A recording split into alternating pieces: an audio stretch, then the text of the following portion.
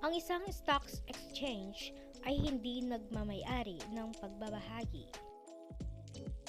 Sa halip, gumaganap ito bilang isang merkado kung saan kumukolekta ang mga namimili ng stock sa mga nagbebenta ng stock. Ang mga stock ay maaaring ipagpalit sa maraming mga palitan tulad ng New York Stock Exchange o ang Nasdaq. Bagaman ang karamihan sa mga stock ay pinagpalit sa pamamagitan ng isang broker. Mahalagang maunawaan ang ugnayan sa pagitan ng mga palitan at mga kumpanya na nakikipagkalakalan.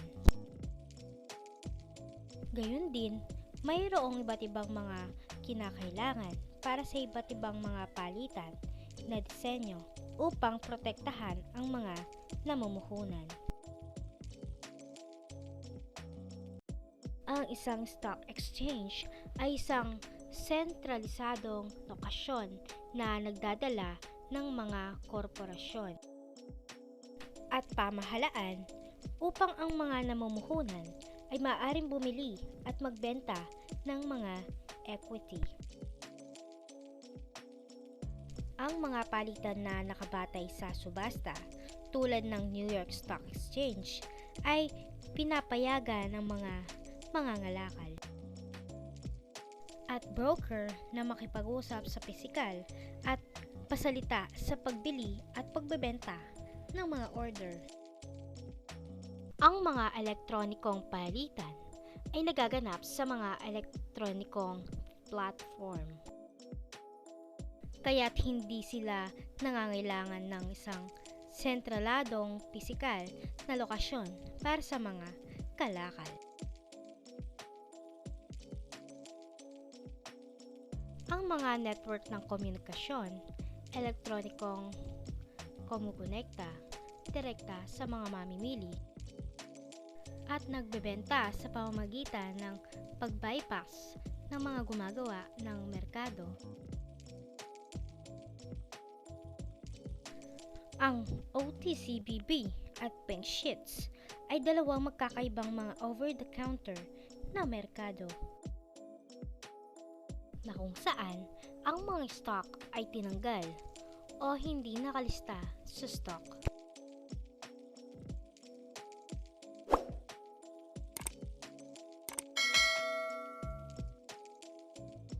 Ang isang stock exchange ay kung saan ipinagbibili ang mga iba't ibang mga instrumento sa pananalapi, kabilang ang mga equity, kalakal at bono.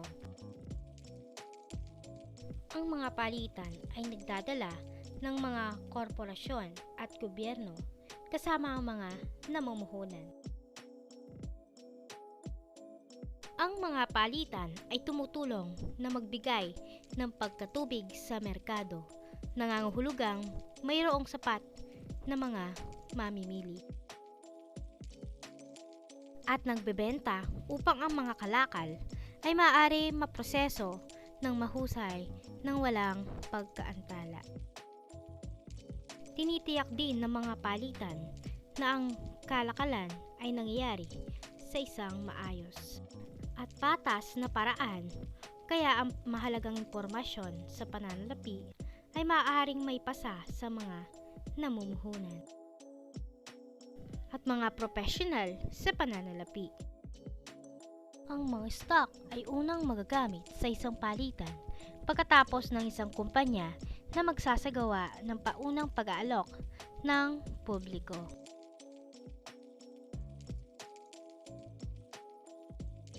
Ang isang kumpanya ay nagbebenta ng pagbabahagi ng isang paunang hanay ng mga pampublikong shareholder sa isang IPO na kilala bilang pangunahing merkado.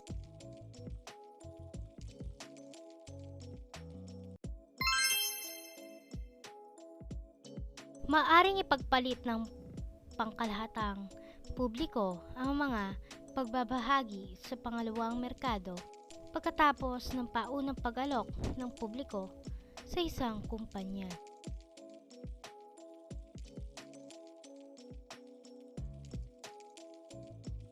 Sinusubaybayan ng palitan ang daloy ng mga order para sa bawat stock.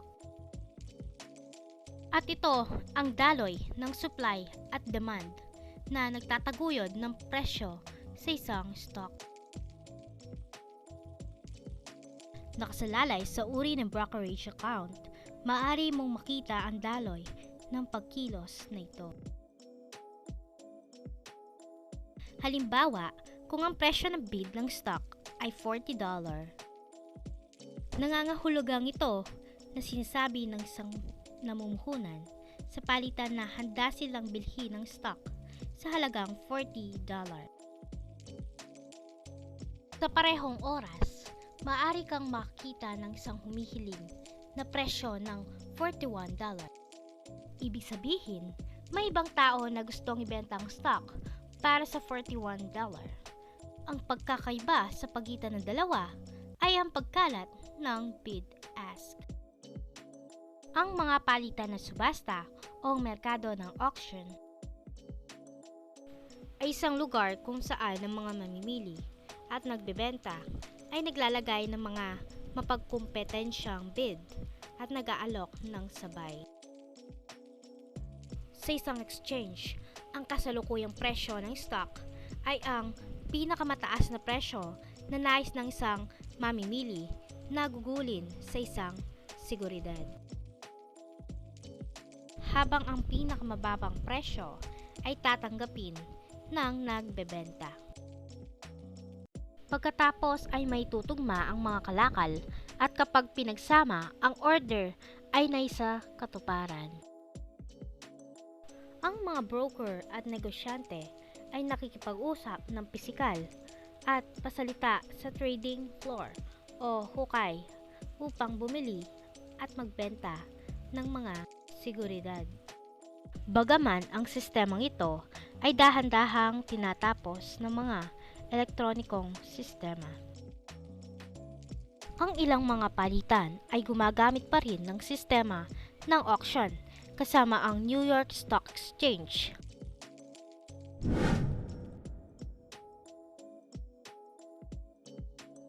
Ang New York Stock Exchange closed auction ay ang huling kaganapan ng araw ng pangangalakal kapag ang presyo ng pagsasara para sa bawat stock ay natutukoy sa pamamagitan ng pagsasama-sama ng lahat ng mga mamimili at nagbebenta upang may taguyod ang mga presyo para sa lahat ng mga kasangkot.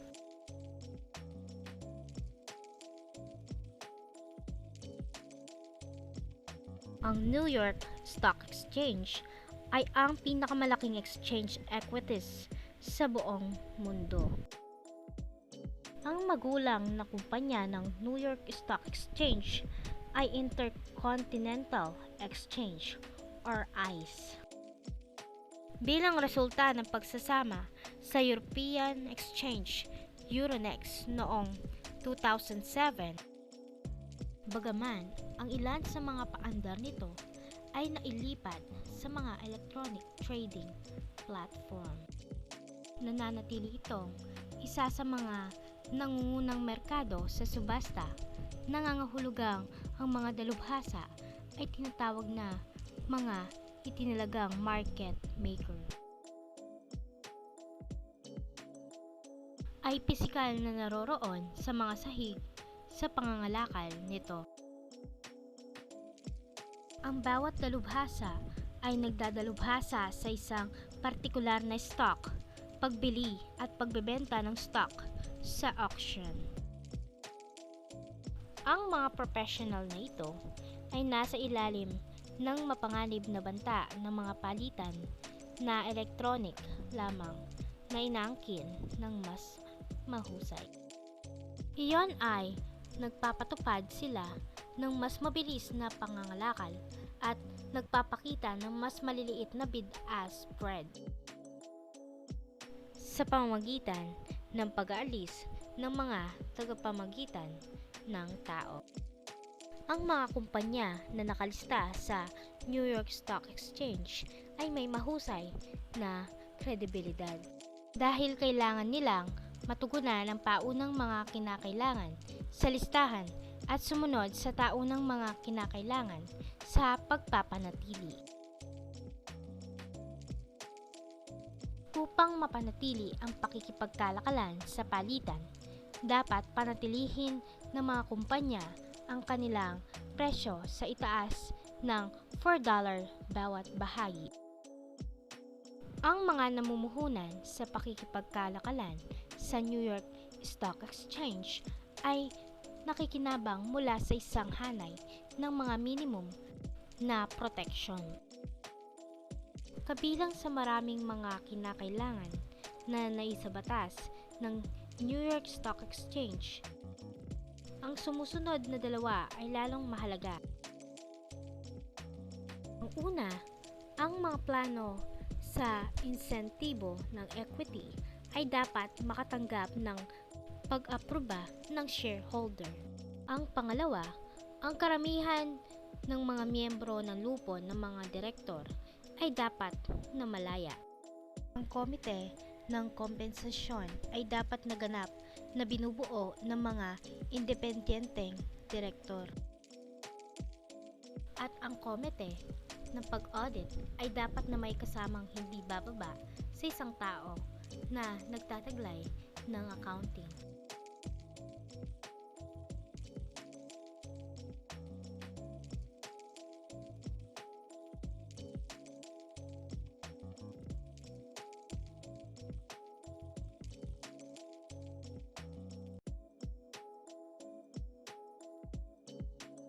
Napayagan ngayon ng maraming palitan ang kalakal sa elektronikong paraan.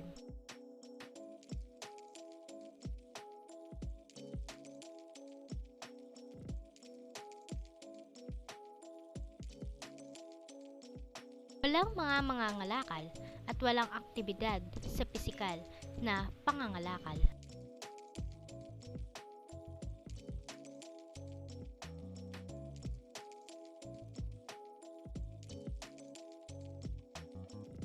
Sa halip, ang kalakalan ay nagaganap sa isang elektronikong platform at hindi nangangailangan ng isang sentralisadong lokasyon.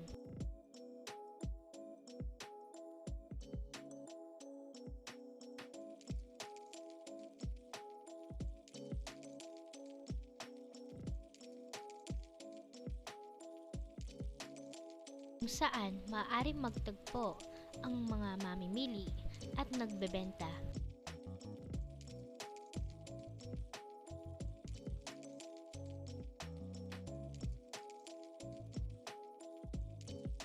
Ang mga palitan ay tinuturing na mas mahusay at mas mabilis kaysa sa tradisyonal na palitan.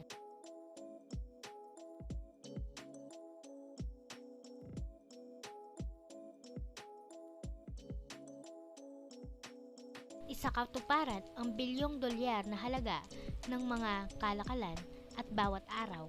Ang Nasdaq ay isa sa mga nangungunang elektronikong palitan.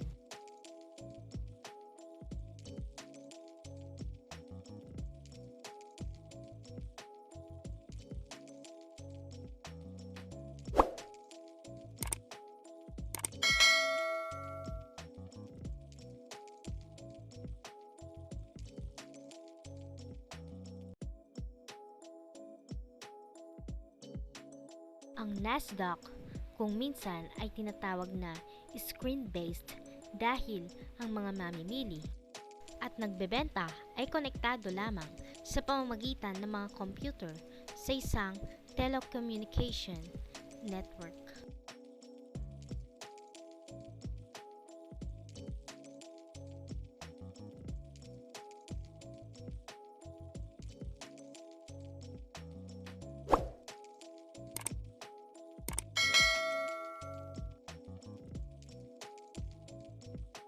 Ang mga gumagawa ng merkado na kilala rin bilang mga dealer.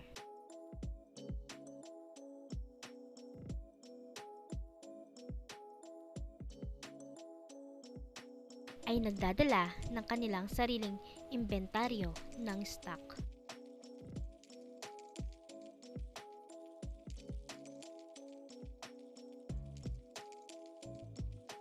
handa silang bumili at magbenta ng mga stock sa Nasdaq at kinakailangang mag-post ng kanilang bid at magtanong ng mga presyo.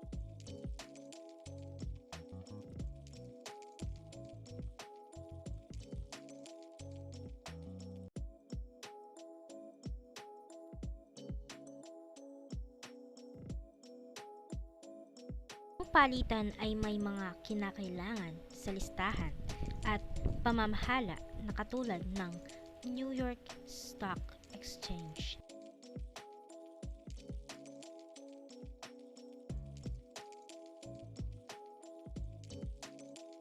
Halimbawa, dapat panatilihin ng isang stock ang isang $4 na minimum na presyo.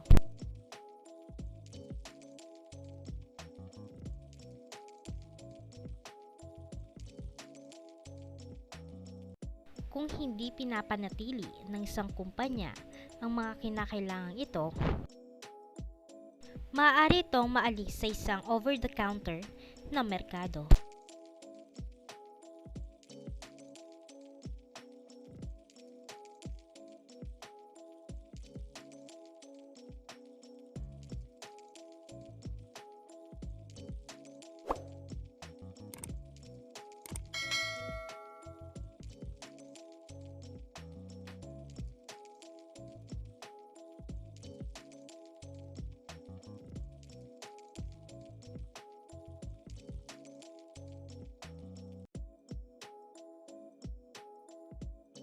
Ang mga elektronikong network ng komunikasyon ay bahagi ng isang klase ng palitan na tinatawag na alternatibong mga sistema ng kalakalan.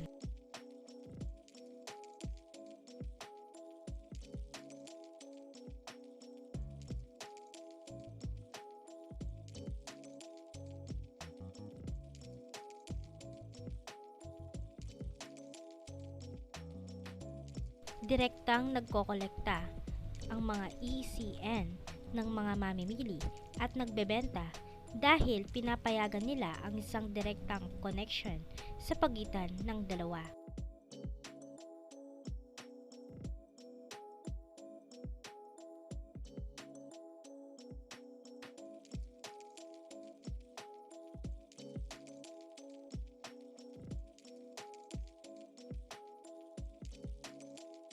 Ang mga ECN ay nagbabypass sa mga gumagawa ng merkado.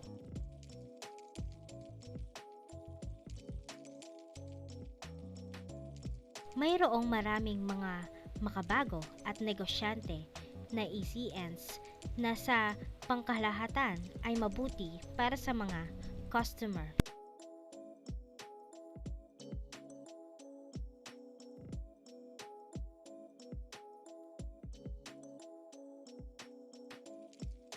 Dahil nagbigay sila ng isang mapagkompetensyang banta sa tradisyonal na palitan.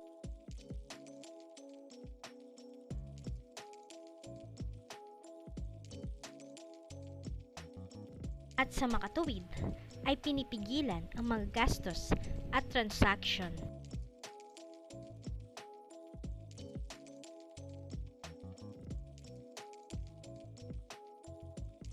Bagaman pinapayagan ng ilang mga ECN na makipagkalakalan ang mga namumuhunan.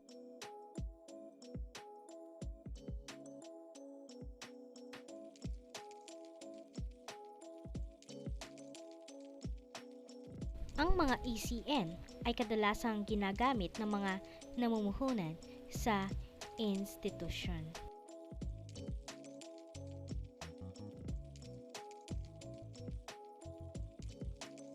Ng mga kumpanya na namumuhunan ng malaking halaga para sa iba pang mga namumuhunan tulad ng mga tagapamahala ng pondo ng pensyon.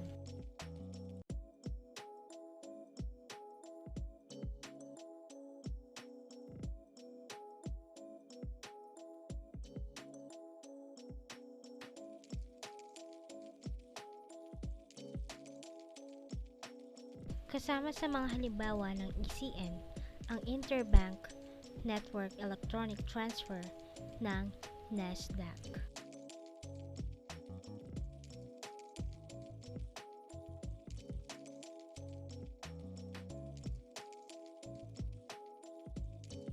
mga pagpipilian sa ARCA na pinangangasiwaan ng New York Stock Exchange at Instinet ng E-Trade.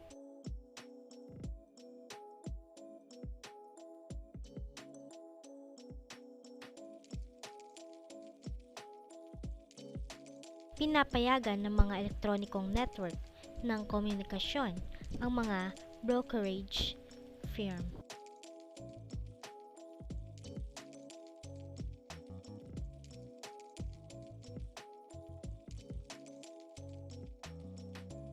At negosyante mula sa iba't ibang mga pangheograpiyang rehiyon ng mundo.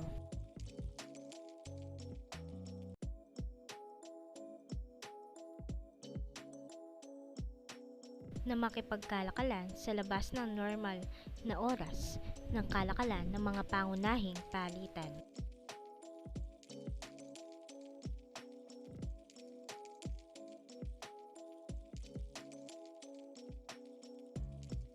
Ano ang pagkakaiba sa pagitan ng stock exchange at stock market?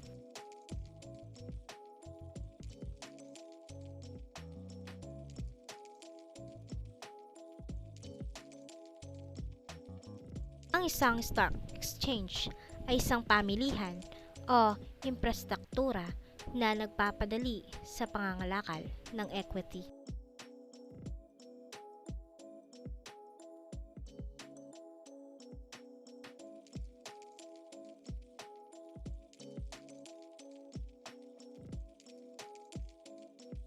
Sa kabilang banda, ang stock market ay isang termino ng payong na kumakatawan sa lahat ng mga stock.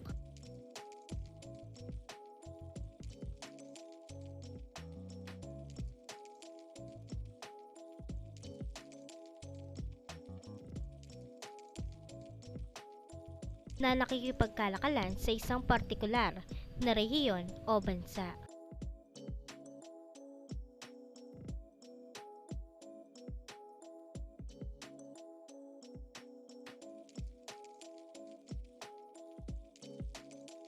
Ang isang stock market ay madalas na kinakatawan bilang isang index o pagpapangkat ng iba't ibang mga stock tulad ng S&P 500